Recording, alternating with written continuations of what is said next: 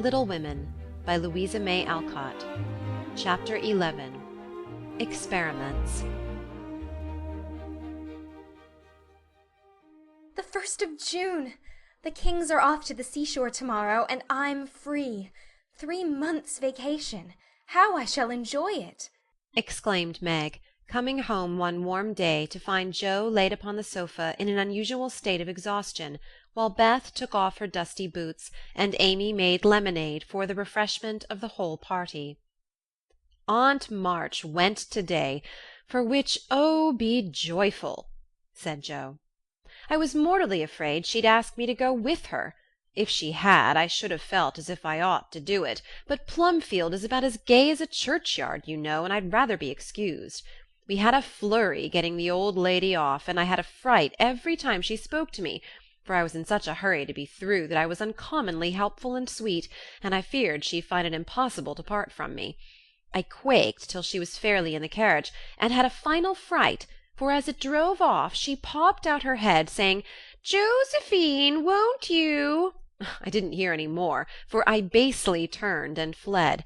I did actually run, and whisked round the corner where I felt safe." "Poor old Jo! She came in looking as if bears were after her," said Beth, as she cuddled her sister's feet with a motherly air. "Aunt March is a regular samphire, is she not?" observed Amy, tasting her mixture critically. "She means vampire, not seaweed. But it doesn't matter. It's too warm to be particular about one's parts of speech," murmured Joe. "What shall you do all your vacation?" asked Amy, changing the subject with tact. I shall lie abed late and do nothing, replied Meg, from the depths of the rocking-chair. I've been routed up early all winter and had to spend my days working for other people, so now I'm going to rest and revel to my heart's content. "No," said Joe, "that dozy way wouldn't suit me. I've laid in a heap of books, and I'm going to improve my shining hours reading on my perch in the old apple-tree, when I'm not having luck." Don't say larks, implored Amy as a return snub for the samphire correction. "I'll say nightingales, then, with Laurie. That's proper and appropriate, since he's a warbler." "Don't let us do any lessons, Beth, for a while, but play all the time and rest as the girls mean to," proposed Amy. "Well, I will if Mother doesn't mind. I want to learn some new songs, and my children need fitting up for the summer. They are dreadfully out of order, and really suffering for clothes." May we, Mother? asked Meg, turning to Mrs. March, who sat sewing in what they called Marmee's corner.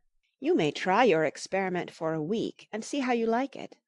I think by Saturday night you will find that all play and no work is as bad as all work and no play." Oh dear, no, it will be delicious, I'm sure, said Meg complacently. "I now propose a toast, as my friend and pardner, Sary Gamp, says. Fun forever and no grubbing," cried Joe, rising glass in hand as the lemonade went round. They all drank it merrily, and began the experiment by lounging for the rest of the day. Next morning Meg did not appear till 10 o'clock. Her solitary breakfast did not taste good, and the room seemed lonely and untidy, for Joe had not filled the vases, Beth had not dusted, and Amy's books lay scattered about. Nothing was neat and pleasant but Marmee's corner, which looked as usual. And there Meg sat, to rest and read, which meant to yawn and imagine what pretty summer dresses she would get with her salary. Joe spent the morning on the river with Laurie, and the afternoon reading and crying over the wide, wide world up in the apple-tree. Beth began by rummaging everything out of the big closet where her family resided, but getting tired before half done, she left her establishment topsy-turvy and went to her music, rejoicing that she had no dishes to wash. Amy arranged her bower, put on her best white frock, smoothed her curls, and sat down to draw under the honeysuckle, hoping someone would see and inquire who the young artist was. As no one appeared but an inquisitive Daddy-long-legs who examined her work with interest, she went to walk, got caught in a shower, and came home dripping. At tea-time they compared notes, and all agreed that it had been a delightful, though unusually long day. Meg, who went shopping in the afternoon and got a sweet blue muslin, had discovered, after she had cut the breadths off, that it wouldn't wash, which mishap made her slightly cross. Jo had burned the skin off her nose boating, and got a raging headache by reading too long. Beth was worried by the confusion of her closet and the difficulty of learning 3 or 4 songs at once, and Amy deeply regretted the damage done her frock, for Katy Brown's party was to be the next day, and now, like Flora McFlimsy, she had nothing to wear. But these were mere trifles, and they assured their mother that the experiment was working finely. She smiled, said nothing, and with Hannah's help did their neglected work, keeping home pleasant and the domestic machinery running smoothly. It was astonishing what a peculiar and uncomfortable state of things was produced by the resting and revelling process. The days kept getting longer and longer, the weather was unusually variable, and so were tempers. An unsettled feeling possessed every one, and Satan found plenty of mischief for the idle hands to do. As the height of luxury, Meg put out some of her sewing, and then found time hang so heavily that she fell to snipping and spoiling her clothes in her attempts to furnish them up à la Moffat. Jo read till her eyes gave out and she was sick of books, got so fidgety that even good-natured Laurie had a quarrel with her, and so reduced in spirits that she desperately wished she had gone with Aunt March. Beth got on pretty well, for she was constantly forgetting that it was to be all play and no work, and fell back into her old ways now and then.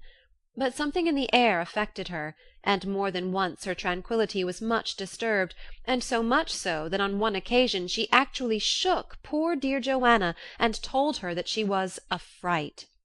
Amy fared worst of all, for her resources were small, and when her sisters left her to amuse herself, she soon found that accomplished and important little self a great burden.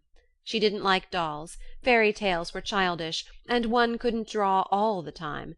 Tea parties didn't amount to much, neither did picnics, unless very well conducted. If one could have a fine house full of nice girls, or go travelling, the summer would be delightful. But to stay at home with 3 selfish sisters and a grown-up boy was enough to try the patience of a Boaz, complained Miss Malaprop after several days devoted to pleasure, fretting, and ennui. No one would own that they were tired of the experiment, but by Friday night each acknowledged to herself that she was glad the week was nearly done. Hoping to impress the lesson more deeply, Mrs. March, who had a good deal of humour, resolved to finish off the trial in an appropriate manner, so she gave Hannah a holiday and let the girls enjoy the full effect of the play system. When they got up on Saturday morning there was no fire in the kitchen, no breakfast in the dining-room, and no mother anywhere to be seen. "Mercy on us! What has happened?" cried Jo, staring about her in dismay.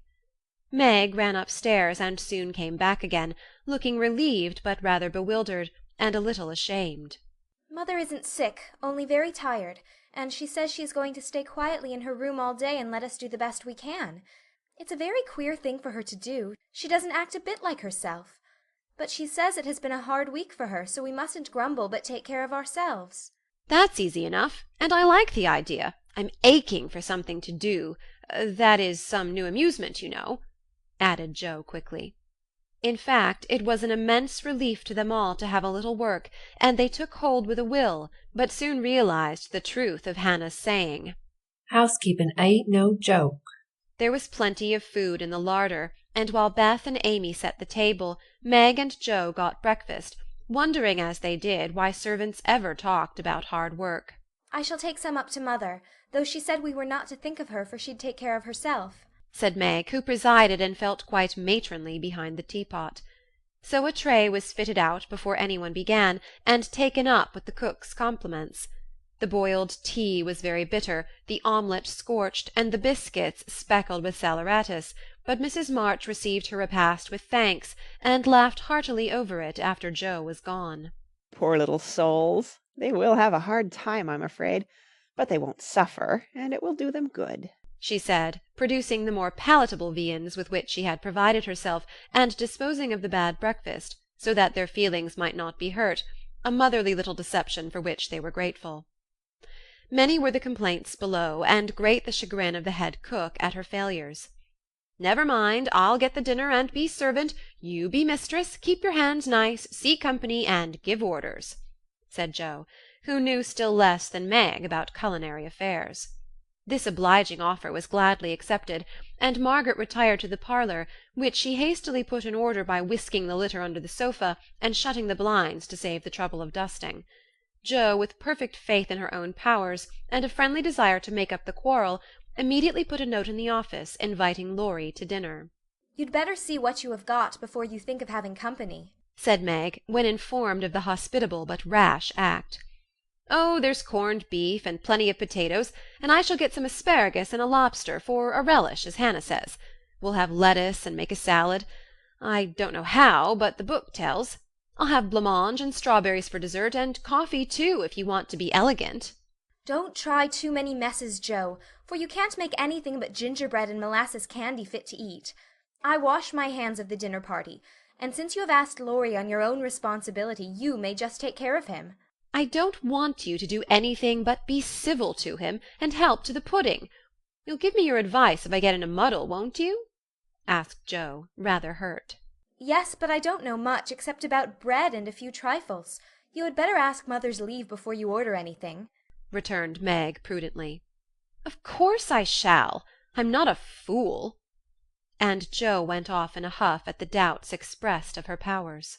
Get what you like and don't disturb me. I'm going out to dinner, and can't worry about things at home," said Mrs. March, when Jo spoke to her. "I never enjoyed housekeeping, and I'm going to take a vacation today, and read, write, go visiting, and amuse myself." The unusual spectacle of her busy mother rocking comfortably and reading early in the morning made Jo feel as if some unnatural phenomenon had occurred, for an eclipse, an earthquake, or a volcanic eruption would hardly have seemed stranger. "Everything is out of sort somehow," she said to herself, going downstairs. "There's Beth crying. That's a sure sign that something is wrong in this family. If Amy is bothering, I'll shake her."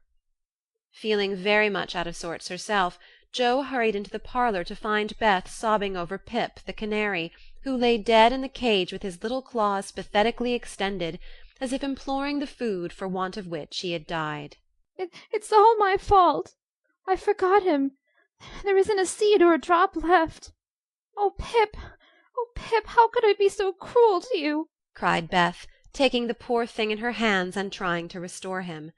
Jo peeped into his half-open eye, felt his little heart, and finding him stiff and cold, shook her head and offered her domino box for a coffin. "Put him in the oven, and maybe he will get warm and revive," said Amy hopefully. "He's been starved, and he shan't be baked now he's dead. I'll make him a shroud, and he shall be buried in the garden, and I'll never have another bird, never, my Pip, for I am too bad to own one," murmured Beth, sitting on the floor with her pet folded in her hands. "The funeral shall be this afternoon, and we will all go. Now don't cry, Bethy. It's a pity, but nothing goes right this week, and Pip has had the worst of the experiment. Make the shroud and lay him in my box, and after the dinner we'll have a nice little funeral," said Jo, beginning to feel as if she had undertaken a good deal. Leaving the others to console Beth, she departed to the kitchen, which was in a most discouraging state of confusion. Putting on a big apron, she fell to work and got the dishes piled up ready for washing, when she discovered that the fire was out. "Here's a sweet prospect," muttered Jo, slamming the stove door open and poking vigorously among the cinders. Having rekindled the fire, she thought she would go to market while the water heated. The walk revived her spirits, and flattering herself that she had made very good bargains, she trudged home again after buying a very young lobster, some very old asparagus, and 2 boxes of acid strawberries. By the time she got cleared up, the dinner arrived, and the stove was red hot. Hannah had left a pan of bread to rise, Meg had worked it up early, set it on the hearth for a second rising, and forgotten it. Meg was entertaining Sally Gardner in the parlour, when the door flew open, and a floury, crocky, flushed, and dishevelled figure appeared, demanding tartly, "I say, isn't bread riz enough when it runs over the pans?" Sally began to laugh, but Meg nodded and lifted her eyebrows as high as they would go, which caused the apparition to vanish and put the sour bread into the oven without further delay. Mrs. March went out, after peeping here and there to see how matters went, also saying a word of comfort to Beth, who sat making a winding-sheet, while the dear departed lay in state in the domino box. A strange sense of helplessness fell upon the girls as the grey bonnet vanished round the corner, and despair seized them when a few minutes later Miss Crocker appeared and said she'd come to dinner. Now this lady was a thin yellow spinster, with a sharp nose and inquisitive eyes, who saw everything and gossiped about all she saw. They disliked her, but had been taught to be kind to her, simply because she was old and poor and had few friends. So Meg gave her the easy chair and tried to entertain her, while she asked questions, criticized everything, and told stories of the people whom she knew. Language cannot describe the anxieties, experiences, and exertions which Jo underwent that morning, and the dinner she served up became a standing joke. Fearing to ask any more advice, she did her best alone, and discovered that something more than energy and good-will is necessary to make a cook. She boiled the asparagus for an hour, and was grieved to find the heads cooked off and the stalks harder than ever. The bread burned black, for the salad dressing so aggravated her that she could not make it fit to eat. The lobster was a scarlet mystery to her, but she hammered and poked till it was unshelled and its meagre proportions concealed in a grove of lettuce leaves. The potatoes had to be hurried, not to keep the asparagus waiting, and were not done at the last. The blancmange was lumpy, and the strawberries not as ripe as they looked, having been skilfully deaconed. Well, they can eat beef and bread and butter if they're hungry, only it's mortifying to have to spend your whole morning for nothing, thought Jo, as she rang the bell half an hour later than usual, and stood, hot, tired, and dispirited, surveying the feast spread before Laurie, accustomed to all sorts of elegance, and Miss Crocker, whose tattling tongue would report them far and wide. Poor Jo would gladly have gone under the table, as one thing after another was tasted and left, while Amy giggled, Meg looked distressed, Miss Crocker pursed her lips, and Laurie talked and laughed with all his might to give a cheerful tone to the festive scene. Jo's one strong point was the fruit, for she had sugared it well, and had a pitcher of rich cream to eat it with. Her hot cheeks cooled a trifle, and she drew a long breath as the pretty glass plates went round, and every one looked graciously at the little rosy islands floating in a sea of cream. Miss Crocker tasted first, made a wry face, and drank some water hastily. Jo, who refused, thinking there might not be enough, for they dwindled sadly after the picking over, glanced at Laurie, but he was eating away manfully, though there was a slight pucker about his mouth, and he kept his eyes fixed on his plate. Amy, who was fond of delicate fare, took a heaping spoonful, choked, hid her face in her napkin, and left the table precipitately. "Oh, what is it?" exclaimed Jo, trembling. "Salt instead of sugar, and the cream is sour," replied Meg, with a tragic gesture. Jo uttered a groan and fell back in her chair, remembering that she had given a last hasty powdering to the berries out of one of the 2 boxes on the kitchen table, and had neglected to put the milk in the refrigerator. She turned scarlet and was on the verge of crying, when she met Laurie's eyes, which would look merry in spite of his heroic efforts. The comical side of the affair suddenly struck her, and she laughed till the tears ran down her cheeks. So did everyone else, even Croker, as the girls called the old lady, and the unfortunate dinner ended gaily, with bread and butter, olives, and fun.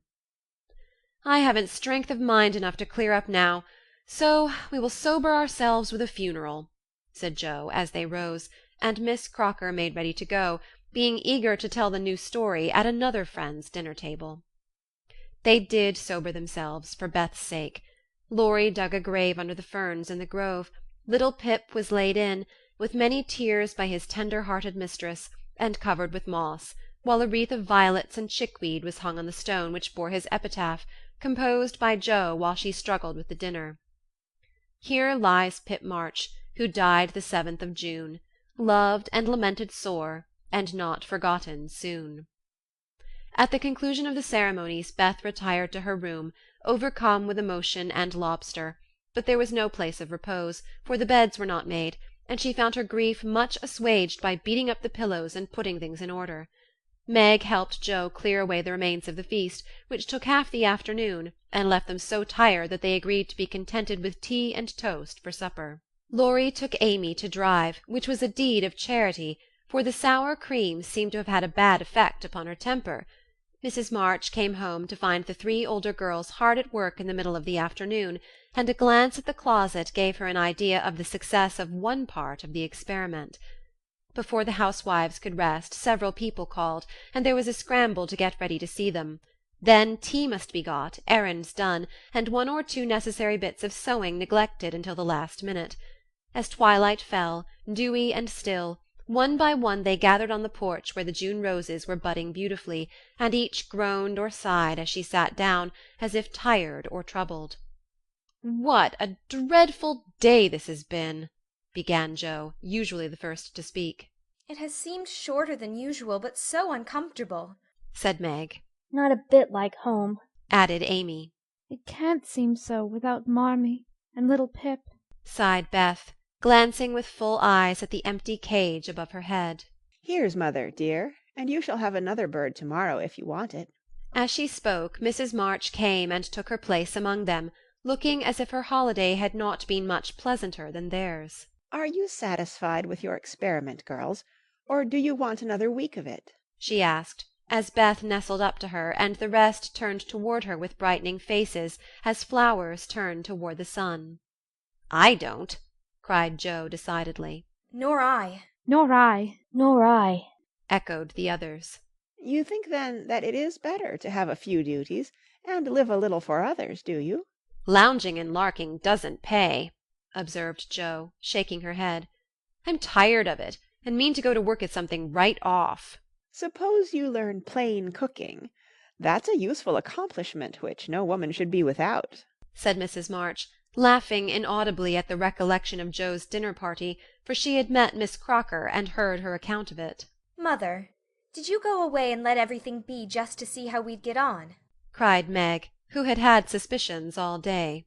Yes, I wanted you to see how the comfort of all depends on each doing her share faithfully. While Hannah and I did your work, you got on pretty well, though I don't think you were very happy or amiable. So I thought, as a little lesson, I would show you what happens when everyone thinks only of herself. Don't you feel that it is pleasanter to help one another, to have daily duties which make leisure sweet when it comes, and to bear and forbear, that home may be comfortable and lovely to us all? We do, Mother, we do, cried the girls. Then let me advise you to take up your little burdens again, for though they seem heavy sometimes, they are good for us, and lighten as we learn to carry them. Work is wholesome, and there is plenty for everyone. It keeps us from ennui and mischief, is good for health and spirits, and gives us a sense of power and independence, better than money or fashion.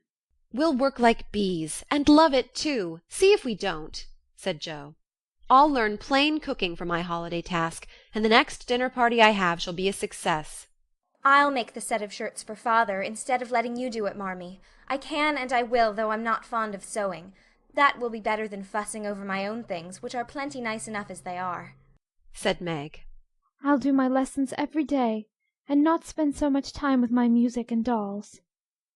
I'm a stupid thing and ought to be studying, not playing, was Beth's resolution, while Amy followed their example by heroically declaring, I shall learn to make buttonholes and attend to my parts of speech. Very good. Then I am quite satisfied with the experiment, and fancy that we shall not have to repeat it. Only don't go to the other extreme and delve like slaves.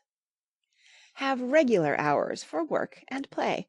Make each day both useful and pleasant, and prove that you understand the worth of time by employing it well. Then youth will be delightful, old age will bring few regrets, and life become a beautiful success in spite of poverty. We'll remember, Mother. And they did. End of chapter 11.